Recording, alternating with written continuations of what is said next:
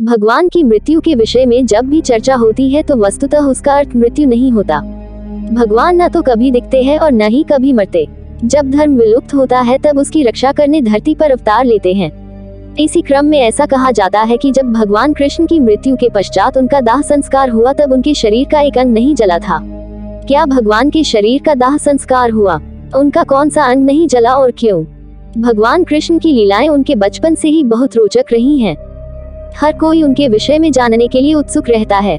उनकी मनमोहक छवि, उनके द्वारा की गई लीलाएं, उनके प्रति सबका प्रेम अतुलनीय है।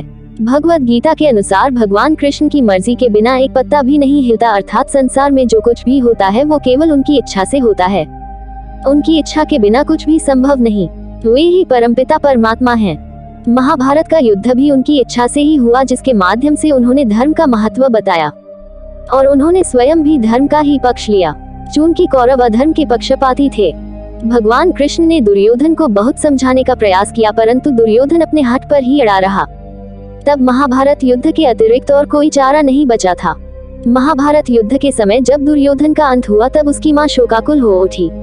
महाभारत की रणभूमि में जब वो पुत्रों की मृत्यु पर शोक व्यक्त करने पहुंची तब उन्होंने श्री कृष्ण को श्राप दिया कि ठीक 36 वर्षों पश्चात उनकी मृत्यु हो जाएगी, क्योंकि उन्हें गलतफहमी थी कि उनके पुत्रों की मृत्यु भगवान कृष्ण के कारण ही हुई है। वास्तव में तो भगवान कृष्ण किसी श्राप के कारण नहीं अपितु अपनी इच्छा से ही इस संसार से अदृश्य हुए थे, क्योंकि जो भी इस संसार में आता है उसकी देह का विनाश निश्चित है। भगवान मृत्युलोक को छोड़ कैसे अपने लोक गए, इसका वर्णन भागवत पुराण के 11वें स्कंद में मिलता है। मित्रों, यह तो आप जानते ही हैं कि भागवत पुराण शुकदेव गोस्वामी जी के द्वारा राजा परीक्षित को सुनाई गई थी। 11वें स्कंद में शुकदेव जी परीक्षित महाराज से कहते हैं कि भगवान कृष्ण ने विचार किया कि यदुवंश अभी भी पृथ्वी पर है और पूर्णतया मुझ पर आश्रित है। यदुवंश के लोग धन, जनबल, घोड़े आदि के माध्यम से बलशाली हैं और पृथ्वी पर अपनी मनमानी कर रहे हैं। यहाँ तक कि देवता आदि में उन्हें पराजित नहीं कर सकते। इसलिए मुझे यदुवंश के लोगों में आपस में कलह उत्पन्न करनी होगी, उसके पश्चात ही मैं अपने धाम वापस जाऊंगा। ऐसा विचार करके भगवान ने एक लीला रचाई। आइए इसे विस्तार में जानते हैं। भगवान कृष्ण द्वारका नगरी के राजा थे। एक बार ऋषि विश्वामित्र, नारद मुनि और ऋषि दुर्वासा द्वारका नगरी पधारे। द्वारका में युवाओं का स्वभाव बहुत चंचल और उद्दंड था। एक बार कृष्ण पुत्र सांब समेत कुछ यदुवंश कुमारों को शरारत सूझी। सांब ने स्त्री का रूप धारण किया और वे सभी कुछ ऋषियों के पास पहुंचे और सांब को गर्भवती महिला बताकर ऋषियों के साथ मजाक करने का दुस्साहस किया। ऋषियों ने भांप लिया कि उनके साथ मजाक हो रहा है। तब उन्होंने सांब को श्राप दिया कि वो एक ऐसे मूसल को जन्म देगा जिससे उसके कुल का नाश होगा। वास्तव में ऋषि मुनियों को भगवत प्रेरणा के कारण क्रोध आया, अतः यह भगवान की ही लीला थी। इस प्रकार के महापुरुष भगवान की लीला में सहयोग करते हैं, इसलिए मृत्युलोक में निवास करके यहाँ के लोगों के समान ही व्यवहार करते हैं। उनका वास्तविक व्यवहार ऐसा नहीं होता। वे सदैव ही भगवान की भक्ति में लीन रहते हैं। ऋषियों द्वारा श्राप सुनकर सभी कुमार घबरा गए। उन सबने सांब को स्त्री का रूप देने के लिए जो कृत्रिम पेट बनाया था उसे फाड़कर देखा तो उसमें वास्तव में मूसल था। यह देख वे सभी पछताने लगे। उन्होंने इस पूरी घटना के विषय में उग्रसेन को बताया। उग्रसेन मथुरा के राजा और कंस के पिता थे। उग्रसेन ने उस मूसल का चूर्ण बनाकर उस चूर्ण और बचे हुए लोहे के टुकड़ों को समुद्र में फेंकने का आदेश दिया। उन्होंने ऐसा ही किया। वो चूर्ण पानी के साथ बहकर किनारे पर आ गया और जो लोहे के छोटे छोटे टुकड़े बचे थे उसे एक मछली ने निगल लिया। कुछ दिन पश्चात यह चूर्ण एरक के रूप में उगा जो बिना गांठ की घास होती है। एक बार समुद्र में कुछ मछुआरे मछलियां पकड़ने पहुंचे और उस मछली को भी पकड़ा जिसने लोहे के टुकड़े निगल लिए थे। उस मछली के पेट से निकले लोहे के टुकड़े को एक बहेलिये ने अपने बाण की नोक पर लगा लिया।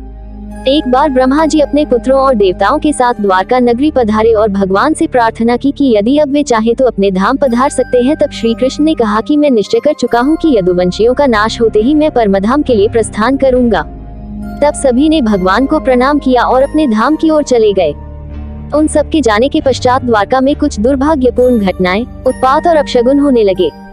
यह देख भगवान ने बच्चों, स्त्रियों और वृद्धों को शंखधार क्षेत्र और अन्य सभी को प्रभास क्षेत्र में जाने का आदेश दिया, जहां से सरस्वती नदी बहकर समुद्र में मिलती है। प्रभास क्षेत्र पहुंचकर सभी ने भगवान के आदेशानुसार पूजा अर्चना एवं भक्ति पूरी श्रद्धा से किए, परंतु वे मेरेक नामक मदिरा का पान करने लगे। इस मद का स्वाद तो मीठा होता है, परंतु यह बुद्धि भ्रष्ट करने वाला है। इसका सेवन करते ही सभी यदुवंशियों की बुद्धि भ्रष्ट होने लगी और सभी आपस में ही झगड़ने लगे। इस लड़ाई ने इतना भयंकर रूप ले लिया कि सभी यदुवंशी मृत्यु को प्राप्त हुए। इस प्रकार भगवान कृष्ण का उद्देश्य पूर्ण हुआ। इस घटना के पश्चात बलराम जी नदी के तट पर चिंतन में लीन हो गए और ध्यान में रहकर ही भौतिक शरीर को त्याग दिया। कुछ समय पश्चात ही भगवान कृष्ण एक पीपल के नीचे बैठे और सभी दिशाओं से अंधकार को नष्ट कर प्रकाशमान कर रहे थे। उस समय भगवान के बैठने की अवस्था कुछ ऐसी थी कि वे अपनी दाईं जांघ पर बायां चरण रखे हुए थे। उनके चरण कमलों की आभा रक्त के समान प्रतीत हो रही थी। एक बहेलिये ने भगवान के चरणों को दूर से देखा जो उसे हिरण के मुख के समान नजर आए। यह वही बहेलिया था जिसने मछली के पेट से निकले लोहे को अपने बाण में लगाया था। उसने हिरण समझकर भगवान की देह को बाण से भेद दिया। इसके पश्चात भगवान अपने शरीर समेत ही भगवत धाम के लिए प्रस्थान कर गए। इस प्रकार ऋषियों द्वारा दिए गए श्राप के कारण यदुवंश का नाश हुआ और गांधारी के द्वारा दिया गया श्राप भी पूरा हुआ, क्योंकि महाभारत के पश्चात भगवान कृष्ण के 36 वर्ष इस धरती पर पूर्ण हो चुके थे। कई बार ऐसा कहा जाता है कि भगवान की देह का दाह संस्कार किया गया, परंतु वास्तव में ऐसा नहीं हुआ। उनकी देह दिव्य थी, न कि पंच तत्वों से निर्मित।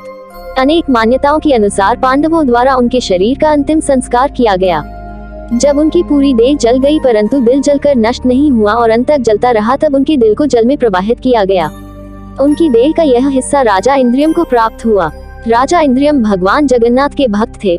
उन्होंने हृदय भगवान जगन्नाथ की प्रतिमा में स्थापित कर दिया।